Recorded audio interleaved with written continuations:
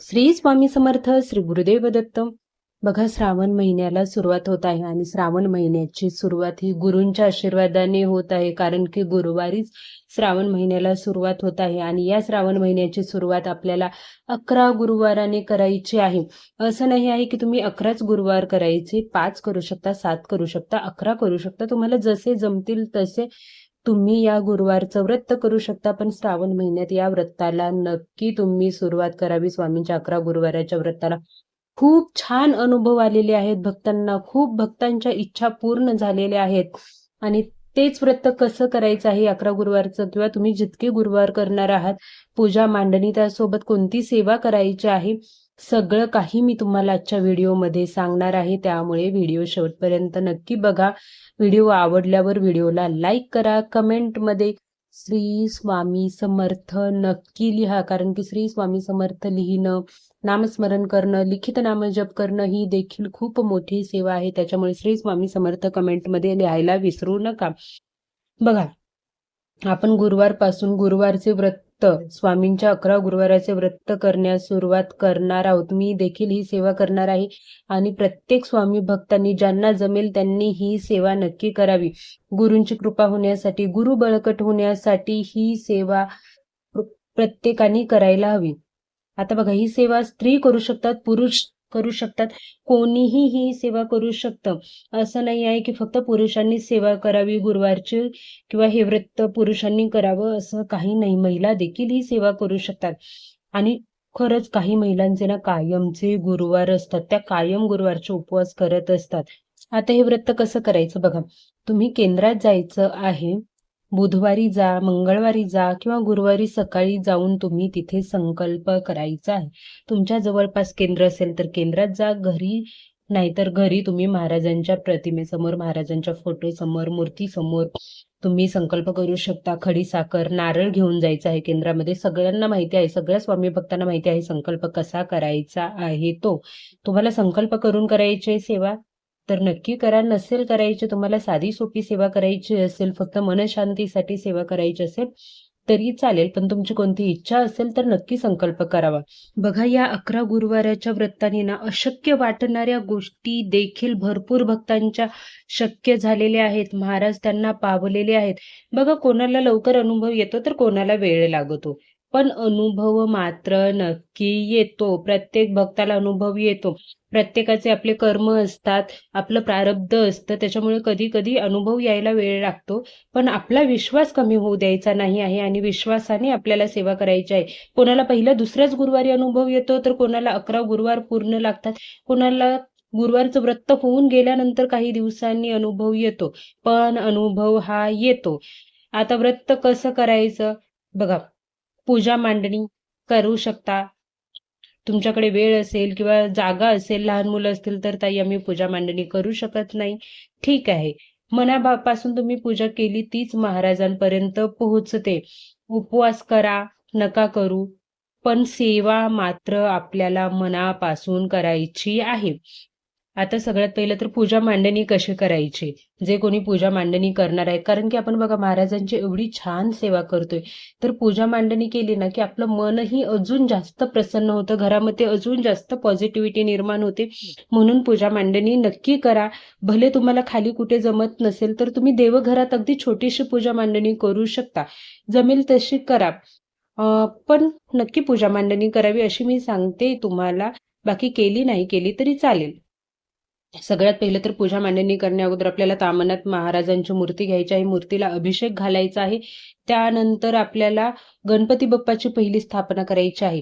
सगळ्यांना माहिती आहे, पूजा मांडणी आपण एक चौरंग घेतो, चौरंगाखाली तांदळाची रास घालतो, त्याच्यावरती हळदी कुंकू, मग चौरंग ठेवायचं, त्याच्यावरती लाल किंवा पिवळं वस्त्र ठेवायचं, गणपती बाप्पाची स्थापना करायची.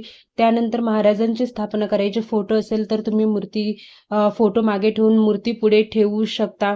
आणि त्यानंतर तुम्हाला काय करायचं आहे, तर महाराजांच्या डाव्या बाजूला शंख ठेवायचा आहे आणि उजव्या बाजूला घंटी ठेवायची आहे. तुमच्याकडे शंख घंटी असेल तर ठीक आहे, घंटी तर प्रत्येकाकडे असते, पण नसेल तरी चालेल. जे काही आहे त्याच्यामध्ये महाराज तुमचं सेवा बघणार आहेत, तुमची भक्ती बघणार आहेत. आपल्याला हे सगळं करायचं आहे कारण की आपल्या मनशांतीसाठी आपल्याला एक पॉझिटिव्ह वाटावं म्हणून आपल्याला पूजा मांडणी करायची आहे. असं नाही आहे की पूजा मांडणी केली तरच महाराज प्रसन्न होतात, असं नसतं. फक्त महाराजांना लागते ती आपली भक्ती लागते. त्यानंतर नैवेद्यामध्ये तुम्ही खडी साखर ठेवू शकता, त्यावरती तुळशी पत्र ठेवायचं आहे, ग्लास भरून पाणी ठेवायचं आहे. ते पाणी, ते तुळशी पत्र, ठेवलेली खडीसाखर सगळ्यांना प्रसाद म्हणून आपल्याला द्यायचा आहे. अशा प्रकारे साधी मांडणी करायची आहे. दिवसभरात तुम्ही कधीही मांडणी करून पूजा करू शकता, जेव्हा तुमच्याकडे वेळ आहे. कारण की घरामध्ये लहान मुलं असतील किंवा मिस्टरांचा टिफिन आहे, घरामध्ये कुठली ना कुठली कामं आहेत, तुम्ही जॉबला जात आहात, सगळा वेळ बघून तुम्हाला ही सेवा करायची आहे, कारण की सेवेला थोडा वेळ लागू शकतो. आता सेवा काय करायची आहे, तर श्री स्वामी चरित्र सारामृत ग्रंथाचं पारायण, ते पण एका बैठकीतच आपल्याला करायचं आहे. श्री स्वामी चरित्र सारामृत ग्रंथाचं पारायण करायचं आहे. 11 माळी श्री स्वामी समर्थ नामाचा जप करायचा आहे. ठीक आहे, 11 माळी नसेल शक्य होत तर 1 माळी तुम्ही केला तरी चालेल, पण श्री स्वामी चरित्र सारामृत ग्रंथाचं पारायण एका बैठकीमध्येच करायचं आहे. 11 वेळा तारक मंत्र बोलायचा आहे. तारक मंत्र बोलताना आपल्याला ग्लासामध्ये जल घ्यायचं आहे, त्यावरती हात ठेवायचा आहे आणि 11 वेळा तारक मंत्र म्हणायचा आहे आणि ते पाणी घरातल्या प्रत्येक सदस्याला आपल्याला द्यायचं आहे. ते पाणी अमृतासमान असतं, त्याच्यामुळे प्रत्येकाला ते पाणी द्यायचं आहे. तुम्ही उपवास करा, नका करू, तुम्ही फक्त फलाहार करा, खिचडी खाऊन उपवास करा, जेवण करा, काहीही करा, पण मनापासून सेवा करा. जसं जमेल तसं तुम्ही करू शकता. उपवास केला चालेल, नाही केला चालेल, सेवा महत्वाची आहे. आणि महाराजांना संध्याकाळी नैवेद्य म्हणून तुम्ही जे काही घरामध्ये बनवलेलं आहे, गोडाचं असू द्या, कुठलंही असू द्या, नैवेद्य म्हणून आपल्याला ते महाराजांना पहिलं दाखवायचं आहे आणि नंतर आपण ग्रहण करायचं आहे.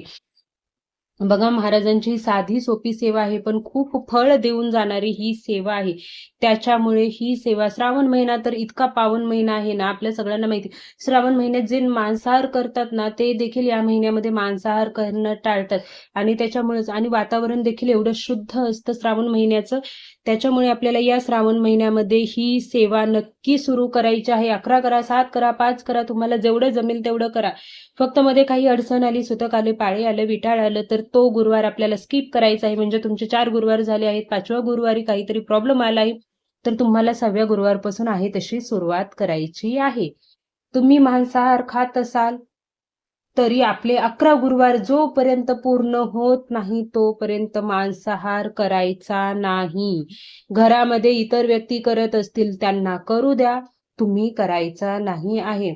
महाराजांची सेवा मनापासून करा, पूजा मनापासून करा, भक्तीने, प्रेमाने, विश्वासाने ही सेवा केली तर महाराज नक्की तुम्हाला पावतील आणि महाराजांचा आशीर्वाद तुम्हाला लाभेल आणि तुमची जी काही इच्छा आहे आणि गुरुवारी तुम्ही पूजा मांडणी केली, ती पूजा मांडणी आपल्याला शुक्रवारीच उचलायची असते. गुरुवारी तुम्ही कधीही पूजा मांडणी करा, सेवा झाली तरी रात्री पूजा मांडणी उचलायची नाही आहे.